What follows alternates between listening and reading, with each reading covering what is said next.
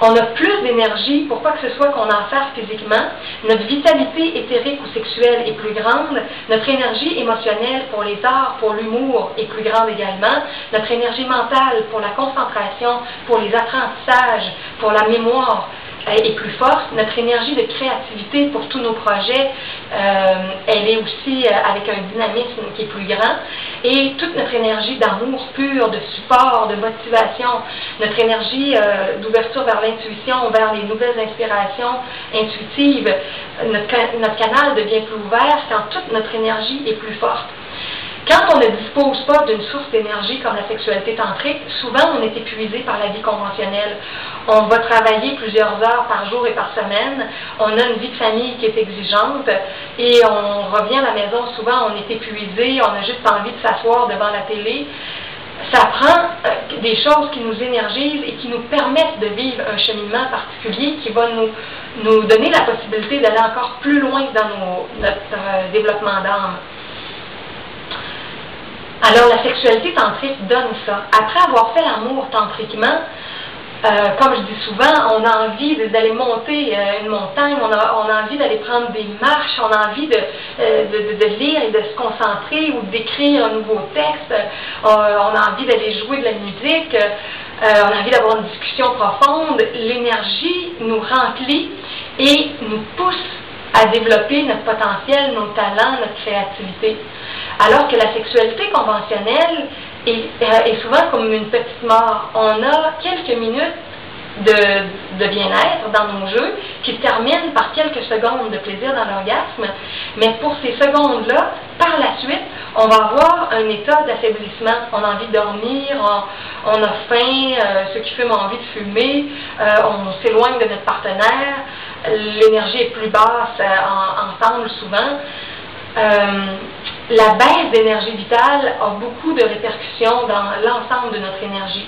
Et les gens, des fois, qui font des marathons lors de fin de semaine, de vacances, à faire l'amour de façon répétée, ne savent pas jusqu'à quel point ils dévitalisent toute leur structure.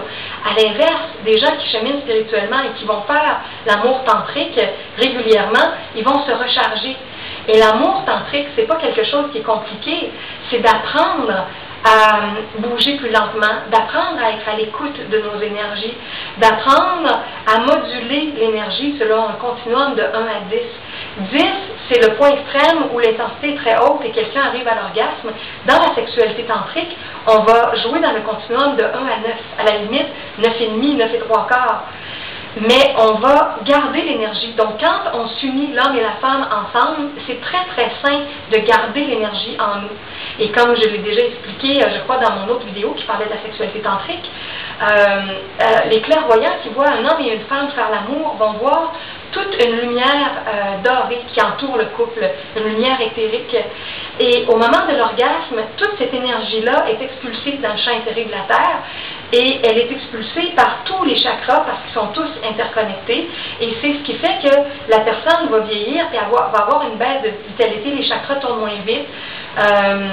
Et on est plus faible pour tout ce qui est de la digestion, des expériences, des émotions, pour ce qui est des émotions harmonieuses, pour ce qui est d'expandre notre amour universel, de la parole lumineuse, de la vision de plus en plus claire et profonde, de ce qui est de la polyvoyance, pour la compréhension multidimensionnelle de ce qu'on est en train de vivre.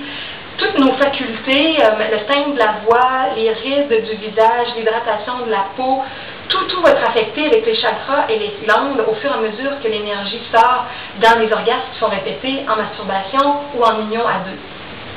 La sexualité tantrique, pourquoi aussi elle est si précieuse, c'est qu'au fil du temps, pour les êtres qui apprennent vraiment à garder leur énergie, ils deviennent comme un vase énergétique. Hermès disait autrefois qu'il ne fallait pas renverser le vase.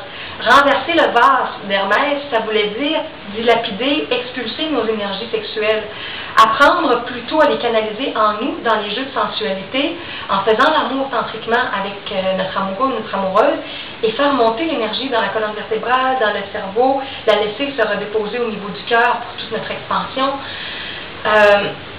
Tout ce parcours-là est celui qui permet d'éveiller vraiment de façon stable et durable la Kundalini.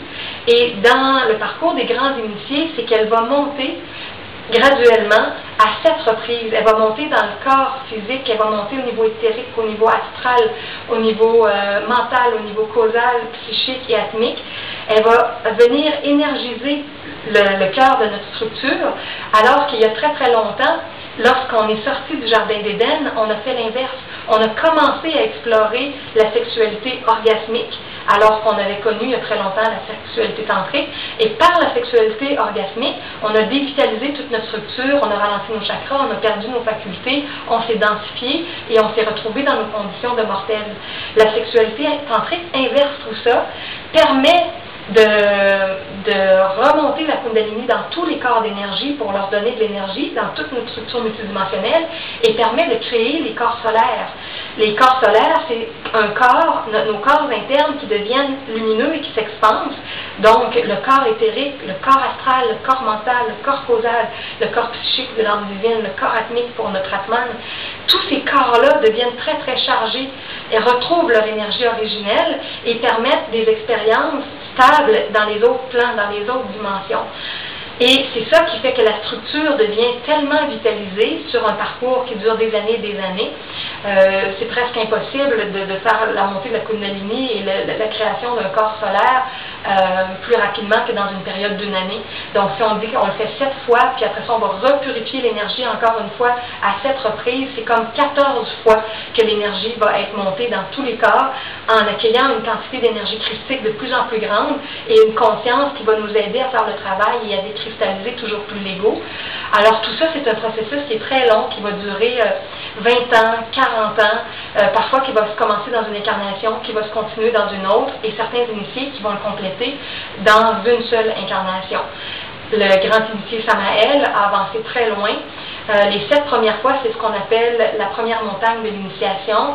Et les 7 autres fois où c'est purifié, aller dans une énergie encore plus subtile, c'est la deuxième montagne de l'initiation.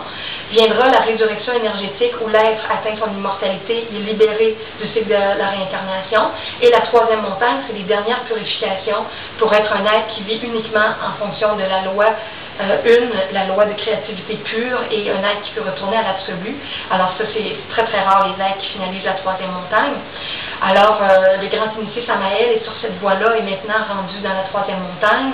Ses successeurs, Aboulou et Belzéboub, sont aussi sur cette voie-là, eux aussi maintenant dans la troisième montagne, après des années avoir œuvré dans l'humanité. Et naturellement, ces êtres-là et les étudiants et des gens comme moi qui ont pris la connaissance mystique appliquée dans leur vie et qui essaient de la vivre du mieux qu'on le peut, on chemine chacun à notre rythme et on inclut avec ça la troisième clé qui est la transmission de la connaissance. Si on veut qu'il y ait de plus en plus de gens qui s'éveillent, qui rééveillent leurs facultés, qui réactivent en profondeur leurs chakras, qu'ils aient plus d'énergie christique, parce que l'énergie christique, elle a un très haut voltage. Et il y a beaucoup de channeling maintenant qui disent unissez-vous au Christ, appelez la lumière, invitez la lumière dans votre vie. C'est très beau ces messages-là, mais ce n'est pas qu'un travail mental qui est à faire, c'est un travail énergétique. Si on ne fait pas sortir de notre structure les éléments indésirables par la décristallisation de l'ego, si on ne cristallise pas à l'intérieur de nous les nouvelles énergies lumineuses par la sexualité tantrique, notre taux vibratoire ne peut pas vraiment changer profondément et on n'a pas la vibration nécessaire pour accueillir vraiment le Christ cosmique à l'intérieur de nous. Alors, la voie christique profonde demande l'équilibre dans la décristallisation de l'ego, dans la sexualité tantrique ou alchimique. Les alchimistes du Moyen-Âge qui ont dessiné les couples enlacés, la lune, le soleil, qui faisaient plein de dessins pour symboliser tout ça, l'importance de la sexualité sacrée dans les couples. Alors, la connaissance, elle est donnée ouvertement, publiquement à tous maintenant. Et la troisième clé, c'est de partager tout ça par tous les moyens qui existent. Les livres, la parole, le bouche à oreille, les articles, tout ce qu'on peut faire pour partager nos clés de transformation interne. Alors là, je vois que mon temps se termine.